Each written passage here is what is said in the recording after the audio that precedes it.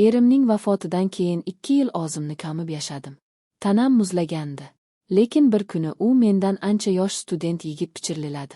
Madina, men sizni faqat uyga olib borib qo'yishni istamayman. Oshqa tun men gunohga yo'l ochdim. Mening ismim Madina. Yoshim 29da. 2 yil avval hayotimning quyoshi sondi. Erim avtohalokatda vafot musiqa etdi. U bilan 5 yil yashab, farzand ko'rmagan edik, lekin baxtli edik. Uning o'limidan so'ng qaynonam uy-joyini sotib, qarzlarimizni yopdi. Men 60imdan qochib, Piterning sovuq quchogiga keldim. Qishlog'imizdagi har bir ko'cha, har bir odam menga uni eslatardi. Bechora beva eri oldi-yu, hali yosh degan pichirlashlardan charchadim. Bu yerda bir omborda qadoqlovchi bo'lib ishlayman. Ishim sovuq, og'ir, hayotim esa bosh. Ishdan uyga, uydan ishga kichkina kommunalkadagi xonam mening qabrimga aylangandi. Men ayol ekanligimni unutgandim men. Faqat 60 bilan nafas olayotgan bir soya edim. Bir kuni ishdan so'ng yomg'ir ostida qolib ketdim. Taksi to'xtatdim. Mashina ichi issiq yoqimli musiqa. Rulda o'zbek yigit o'tirardi. Assalomu alaykum opajon. Qayerga? Uning ovozi shunday yoqimli hayotga to'la ediki. Uning ismi Aziz ekan. 24 musiqa, yoshda arxitektura fakultetida o'qir, kechalari esa taksi qilib pul topar ekan. Oxir kuni u mendan telefon raqamimni oldi. Ishingiz og'ir, opa. Xohlasangiz har kuni o'zim olib ketaman arzonroq qilib dedi. Shu tariqa bizning tasodifiy uchrashuvlarimiz boshlandi. Har oqshom u meni ishdan olardi. Biz yo'l bo'yi suhbatlashardik. U o'zining orzulari Piterning go'zalligi haqida gapirardi.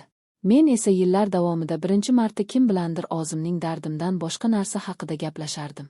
Uning yoshligi, uning kuchi menga yukayotgandek edi. Uning nigohlarida men endi opayerni emas, boshqa narsani ko'ra boshladim. Uning ko'zlarida men ayol edim. Bir kuni u mashinani uyim oldida to'xtatdi, lekin men tushmadim. Peterning oq tunlari boshlangandi. Soat kechgan 11. Lekin hamma yoq yorib. Aziz, pichirlab Madina. Men sizni endi shunchaki uyga olib borib qo'yishni istamayman. Yuragim gupillab ketdi. Men nima bo'lishini sezib turardim va bundan qo'rqardim. Aziz, men sizdan kattaman, men bevaman. U barmog'ini labimga bosdi. Jim, siz ayolsiz. Dunyodagi eng go'zal ammo eng yolg'iz ayolsiz. Va men sizni xohlayman. U egilib lablarimdan olibdi. Bu opich, bu mening 2 yillik muzimni eritib yuborgan oliv edi. Oshqa tun meni kommunalkaga emas, og'zining kichkina ijaradagi kvartirasiga olib bordi. Kichkina ammo shinam. Men titrardim. Ham qo'rquvdan, ham istakdan. Qo'rqmang dedi u yechintira boshlarkan. Men sizga ozor bermayman. Uning qo'llari yosh kuchli. Ammo shunday mayin ediki, u tanamning har bir nuqtasini avaylab opardi bo'ynimni, yelkalarimni. Uning lablari ko'kraklarimga yetib kelganida men oq urib yubordim. Bu lazzat, bu unut bo'lgan his. U meni ko'tarib divanga yotqizdi. Uning nigohi tanamni o'rganar ekan, men u yatdan emas, hayajondan qizardim. Uning qattiq turgan vujudi oyoqlarim orasiga yaqinlashdi. Uning kattaligini his qilib bir zum qoqdim. Erim boshqacha edi. U buni sezdi. Boshlashing jonim dedi-yu sekin ichimga kirdi. Men yengil chinkirib yubordim. Bu og'riq emas. Bu qayta tirilish edi. Ichim to'ldildi. Yillar davomida bombosh bo'lgan vujudim. U sekin ammo chuqur harakatlarni boshladi. Men uning har bir harakatini his qilardim. Bu shunchalik kuchli ediki, men uzoqqa bormadim. 2 yillik sog'inch, 2 yillik yolg'izlik bir necha daqiqada portladi. Men qattiq qaltirab, uning yelkasini tirnab boshlashdim. U to'xtamadi. U jilmaydi. Bu faqat boshlanishi Madina. Endi u tezlashdi.